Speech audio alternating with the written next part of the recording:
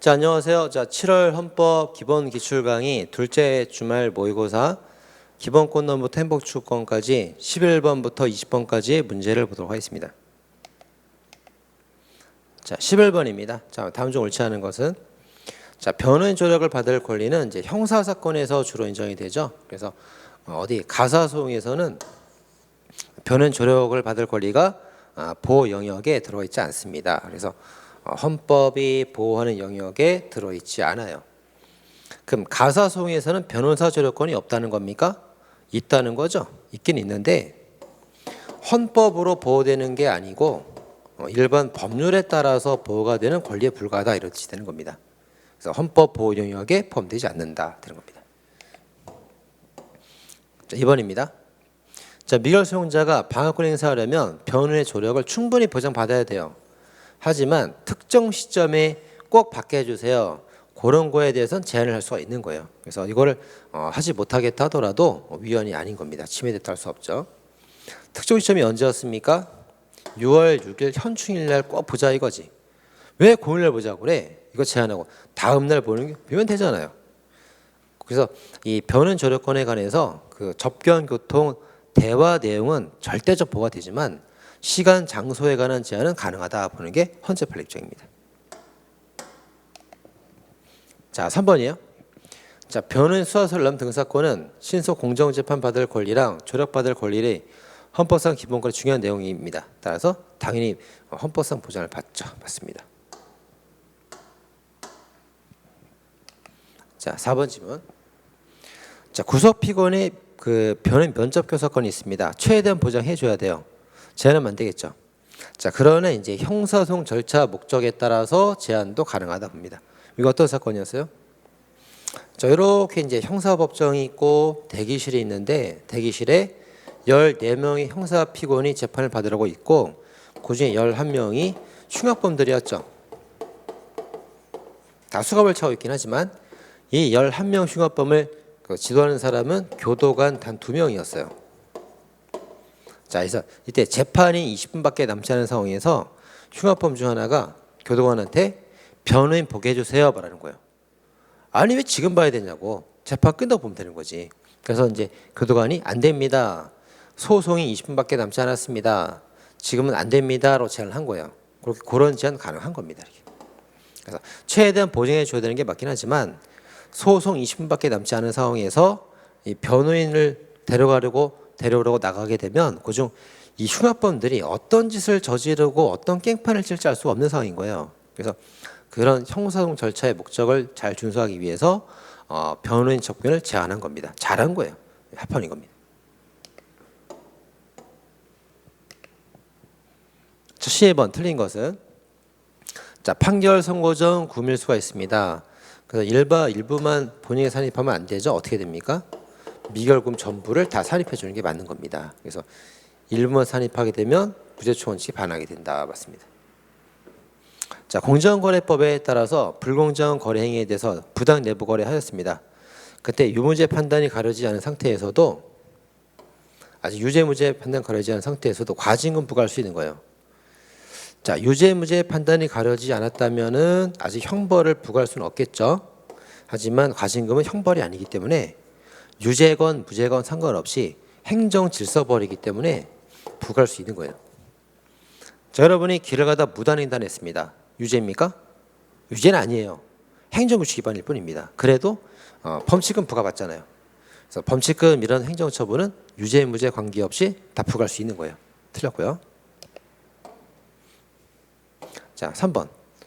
자, 미결 수용자에 대하여 국민건강보험 납입을 정지합니다. 왜 그래요? 자, 미결 수용자는 구치소에서 충분한 치료를 다 받아요.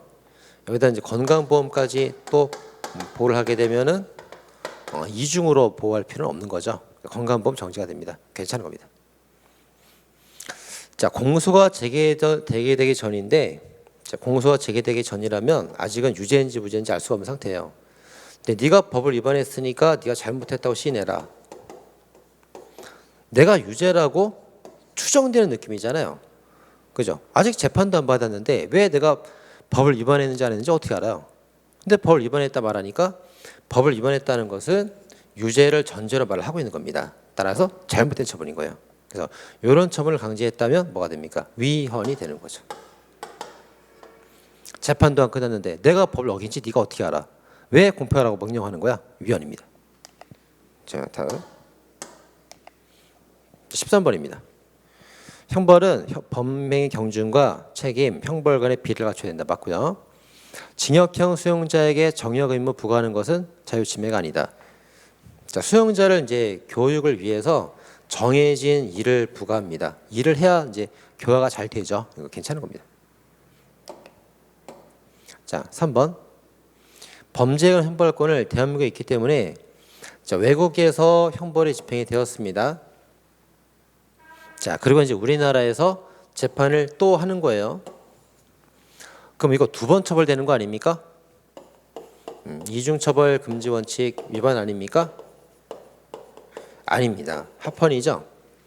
자, 왜냐하면 이중처벌의 형벌은 우리나라 형벌만을 말합니다. 그래서 외국에서 받은 형벌은 형벌이 아니라고 봐요. 그렇다면 우리나라에서는 형벌을 딱 한 번만 한 거예요. 이중처벌 금지 원칙 위반되지 않습니다. 자, 다만 이게 이제 외국 형집행된 부분에 대해서 반드시 산입을 해줘야 되는데 임의로 감경할 수 있겠단 말이죠. 요 임의로 감경 면제 판단할 수 있게 한 부분에서 뭐 위반이라고 봤어요? 예, 과잉금지 원칙 위반이 되었다. 요게 위반이다 봤던 거죠. 그래서 요 판에 주의해야 됩니다. 이중처벌 금지 원칙에 위반되는 게 아니고 과잉금지 원칙 위반으로 위헌이었던 거예요. 그래서 최종 결정 헌법 불합치 결정이 되었고 입법을 촉구하면서 지금 현재는 법이 개정됐어요. 어떻게 개정됐죠? 필요적 사안 2부로 현재 개정이 되어 있는 상태입니다. 자, 형법 제7조에 관한 내용이었죠. 7조. 자, 4번입니다. 자, 구속영장은 구속 전에 발부돼야 되는 게 원칙이지만 예외가 있죠. 현행범이랑 긴급체포 둘은 그 사후에 영장 받아 청구해도 괜찮다 봅니다. 영장주 예외입니다. 자, 다음은 14번. 자, 금치 처분을 받았습니다. 금치청을 받았을 때 집필을 제한하고 서신수발을 제한해요. 집필을 제한하는 건 책을 못 쓰게 하는 거죠. 표현의 제를 제한하는 거고요. 서신을 왔다 갔다 제한하는 건 통신의 제를 제한하는 겁니다. 맞네요. 자, 2번. 자, 이제 수용자가 있죠. 자, 수용자라는 것은 형벌을 부과받은 사람인데 자, 형사재판에 죄수복을 입고 나타났어요. 형벌을 부과받은 사람이 또 형사건을 또 저질렀구나. 선입견을 조정합니다. 이건 이제 이러면 안 되는 거예요. 위헌. 근데 민사재판에 죄수복을 입고 나타났습니다. 자, 민사사건하고 수용 형벌은 서로 다른 거기 때문에 형벌을 부과받았다 하더라도 민사재판에 선입견을 갖지 않게 돼요. 그래서 이건 죄수복을 입게 하더라도 합헌이 되는 겁니다. 자, 그렇죠? 자, 민사재판을 받는 사람 수용자가 있을 때 재판이 서로 다르다. 수용자라도 민사재판에서는 선입견을 주지 않습니다. 재판부에 불리한 심증을 줄 위험이 없어요. 없기 때문에 그 사복 착용을 불허하고 죄수복 입혀도 권리를 침해하는 게 아니다 봅니다. 틀렸죠. 자, 3번입니다. 자, 변은 접견실에 CCTV 설치돼 있어요. 왜냐하면 금지 물품을 반입하는지 이런 거를 확인하려고 하는 거기 때문에 이건 합헌인 겁니다. 자, 4번. 자, 금치처분은 금치처분 받을 사람을 징계실에 구금하여 반성에 점령케 하는 겁니다. 반성을 해야 되는 TV 보면 안 되죠. 알코올 침해가 아닙니다. 여러분도 반성하고 공부 열심히 하려면 TV 보면 안 돼요. 합헌이 됩니다. 자, 다음에 15번. 자, 4급 이상 공무원들이 있는데 질병명을 공개하겠습니다. 내가 간질이 있는데 이거 남들이 알면 어떡하지? 너무 내밀한 사적인 비밀이에요. 그래서 예외 없이 공개하도록 하는 것은 위헌이 되는 거예요. 근데 이제 뭐는 합헌이죠? 자, 재산을 공개하게 하는 것은 합헌이 되겠죠. 또 이게 차이가 납니다. 이번 질문. 자, 성폭력 범죄를 벌써 2번이나 범했고 습성도 인정되겠군요. 다시 범할 위험성이 굉장히 크네요. 그럼 전자장치를 부착해도 비밀의 자유 침해가 아니게 되는 겁니다. 합헌이죠. 자, 3번. 자, 간통죄 사생활 어떤 결정권 침해가 되기 때문에 위헌 결정 받았고요. 간통죄. 자, 그다음에 4번.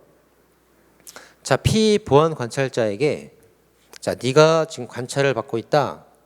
네가 사는 주거지의 현황을 자세히 신고해라. 신고해야 되는 거예요. 그래서 신고 안 하면 처벌해도 괜찮은 거죠. 침해가 아닙니다. 자, 16번. 자, 흡연하는 행위는 이제 사생활 영역으로 보호를 받고요. 10조 인격권도 근거가 될 수 있습니다. 맞습니다. 2번 질문. 자, 배우자와의 접견입니다. 자, 배우자 접견을 하고 싶어 하죠. 자, 배우자의 접견을 이제 하고 싶어 합니다. 여기 행복추구권이에요. 행복추구권. 그래서 헌법상 기본권으로 행복추구권 중에서 일반적 행동의 자유로 헌법상 보장받는 기본권이에요. 기본권. 근데 그걸 녹음한다 그러니까 그 접견을 마음대로 못하게 제한하는 거죠. 그래서 제한한다 맞습니다. 기본권이 지금 제한되고 있는 거예요. 자, 제한이 된다면 그 제한이 과한 제한인지 과하지 않은지를 검토해 봐야 되는 거예요. 그래서 이제 과한 제한이다 그러면 너무 과잉금지 원칙 위반이라는 거예요. 과하다 그러면 위헌되는 거고요. 이 제한이 과하지 않다. 과잉금지 원칙 위반이 아니다. 합헌이 되는 겁니다. 합헌. 그래서 자, 이건 이제 제한은 하지만 침해가 되는 거 아니라고 봤습니다. 자, 기본권 인정됐고 제한을 했지만 과하지 않으므로 침해가 되진 않았다. 합헌 결정 나온 거예요. 자, 3번입니다. 자, DNA 감식자로 채취 대상자 수용인에게 사망할 때까지 자, 이 사람이 이제 성폭행을 저질렀는데 DNA 감식자로 죽을 때까지 계속 보관하고 있어야 돼요. 왜? 죽을 때까지 언제 죄를 또 저질릴지 모르잖아요. 죽을 때까지 관리하고 있어도 자유결정권 침해가 아니라고 봅니다. 넌 언젠가 죄를 또 질 것이다. 이걸 우리가 보관하고 있어야 된다고 봅니다. 자, 4번. 자, 선거운동 과정에서 대외적 해명을 요구하고 있습니다. 해명은 자기 의사를 표현하는 거예요. 표현하는 거지 뭐 내가 지켜야 될 비밀이 아닌 거죠. 그래서 표현의 자유에 속하는 것이지 사생활 영역이 아니다. 맞습니다. 자, 17번. 자, 범죄 경중 재범 위험성 여부를 분문하고 모든 신상 정보 등록 대상자 등록 정보를 20년간 보존하기로 한 거예요. 자, 20년간 보존할 수 있는 거예요. 관리할 수도 있고. 왜 안 되는 겁니까? 위험성을 불문하고 예외 없이. 자, 예외 없이 하는 경우는 항상 최소 침해 원칙을 위반해서 침해가 되는 겁니다. 맞죠? 자, 이번 질문. 아까 나왔던 건데 자, 공무원에 대해서 질병을 공개하도록 하는 것은 위헌이고요. 재산을 공개하게 하는 것은 합헌이었죠. 질병이니까 침해한다 해야 됩니다. X.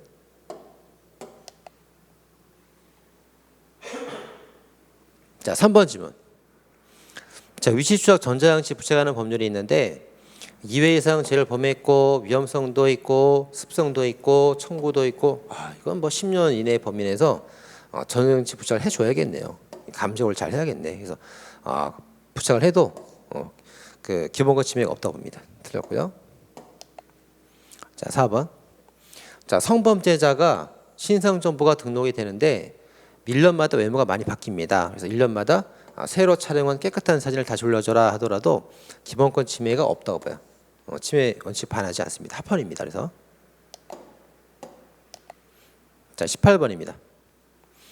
자, 혐의 없음 불기소 처분에 관한 수사 경력 자료 수입 보존은 계속 이제 보존하더라도 괜찮습니다. 침해가 아니라 보고요. 자, 이번 질문. 교도소장이 수용자가 없는 상태에서 수용자가 없는데 작업장을 막 검사한 거예요. 그 방을. 어쩔 수 없죠. 왜냐하면 수용자 사생활의 자유가 많이 떨어져요. 많이 떨어지고 이 사람이 이제 그 거실에다가 뭐 흉기라던가 뭐 기타 뭐 뾰족한 드라이버라던가 뭐 이런 거 갈아가지고 막 가지고 있단 말이에요. 이런 거 검사하려면 어쩔 수 없어요. 수용자가 있을 때 검사하면 막 숨길 거란 말이에요. 없을 때 불시에 검사해서 밝혀내는 거예요. 자, 그렇게 하더라도 사생활 비밀 자유 침해가 아니다 봅니다. 합헌인 거예요. 자, 3번입니다. 자, 징벌 혐의로 조사를 받고 있는 수용자라 하더라도 변호인 아닌 저 접견 당시 교도관이 참여해서 대화 내용을 기록하게 하는 겁니다. 이건 침해가 아니라고 보죠.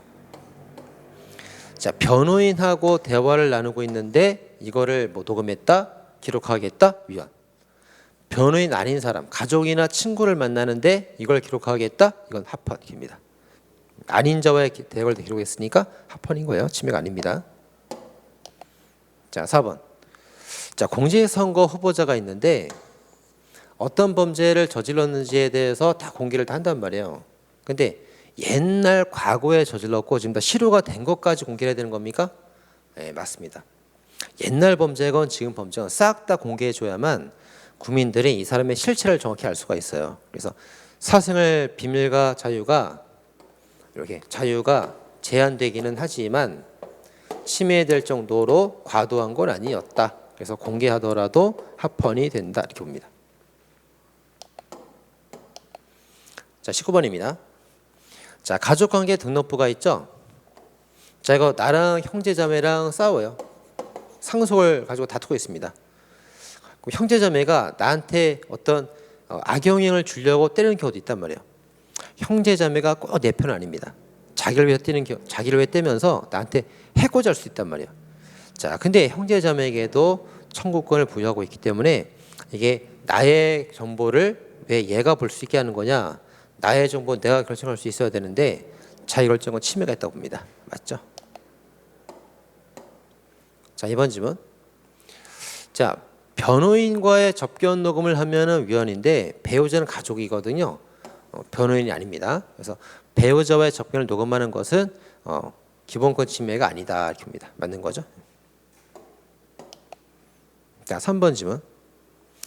자, 아동 청소년법에 보면 이제 생산정보 고지 제도가 있습니다. 그래서 뭐 읍면동 지역 주민 아동 청소년에 대해서 교육기관장들이 알려주는 거야. 당신 지역에 성폭행범이 있으니까 주의하세요 이렇게 알려줍니다. 이거는 그 장래의 또 다른 범죄를 예방하는 차원이기 때문에 결정은 침해가 없죠. 합헌입니다. 자, 4번. 자, 요새 이제 어린이집에서 원장님이나 선생님들이 애들 막 때리거나 밥을 안 주거나 막 그래요. 그래서 CCTV를 이제 달고 있는데 CCTV를 달고 있더라도 제한을 하는 것이다. 하지만 너무 과도한 제한은 아니기 때문에 합헌이다 이렇게 봅니다. 제한하는 건 맞지만 사생활을 제한하는 건 맞지만 CCTV를 감시하니까 제한이 맞지만 과잉금지 원칙 위반될 정도로 과도한 건 아니다. 그래서 기본권이 침해가 된 것은 아니다. 그러니까 합헌이다 그 말이죠. 한번 제한을 하더라도 과한 것은 아니므로 침해받은 건 아니고 합헌이 되는 겁니다. 다음 20번 문제를 보도록 하겠습니다. 20번에 1번. 자, 검사, 사법경찰관 또는 정보수사기관의 장은 중대한 범죄 계획이나 실행 등 긴박한 상황이 있는 경우에 반드시 법원의 허가를 받아서 통신 제한 조치를 취해야 된다. 자, 허가를 받아서 이 부분이 틀렸죠. 긴급한 상황이기 때문에 법원 허가 없이도 조치를 취할 수가 있습니다. 틀린 질문이고요. 자, 2번 질문. 미결 수용자와 변호인 아닌 자의 서신 검열은 헌법 위반이 되지 아니한다. 맞습니다. 자, 미결 수용자와 변호인의 서신은 검열하면 안 돼요. 근데 변호인이 아닌 사람은 뭐 친구나 가족과의 서신은 검열할 수가 있습니다. 그래서 변호인과의 서신은 검열해서 안 되고요. 변호인 아닌 자의 서신이니까 검열할 수가 있는 겁니다. 합헌이죠. 자, 3번. 통신의 자유는 국가안전 보장, 질서 유지, 공공복리를 위해서 필요한 경우 법률로 제한할 수가 있습니다. 이게 헌법 37조 제2항 일반적 그 과잉금지 원칙을 말하는 겁니다. 그래서 통신의 자유도 기본적인 헌법상 권리이기 때문에 일반적인 법률 제한이 가능합니다. 맞는 질문이고요. 자, 마지막 4번. 수용자가 국가기관의 서신을 발송할 경우에 허가를 받도록 하는 것은 통신비인 자유침해가 아니다. 맞습니다. 자, 사인들과 수용자하고 사인하고 서신을 발송할 때는 검열을 해야 돼요. 근데 국가에 관한 것까지 검열하는 게 문제가 되는 거 아닙니까? 이렇게 생각할 수가 있는데 국가기관 명의로 보내는 척 하면서 그것이 또 국가기관을 통해서 일반 사인에게 전달될 수도 있어요. 국가기관에 있는 사람들이 다 공무원은 아닌 경우가 많고요. 국가기관에 서신이 도달했을 때 거기서 일하시는 뭐 청소하시는 분이라던가 뭐 계약직이라던가 그냥 거기 근무하는 사람이 아닌 경우에도 서신을 빼다 볼 수도 있는 거거든요. 그래서 국가기관 서신 발송할 때도 반드시 허가를 받아서 하도록 하고 있습니다. 이건 합헌인 겁니다. 자, 이렇게 문제를 모두 해설을 마치도록 하겠습니다. 자, 모두 수고하셨습니다.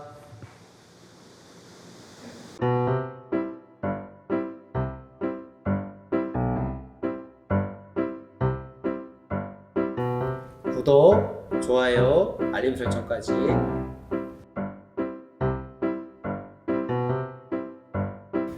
구독,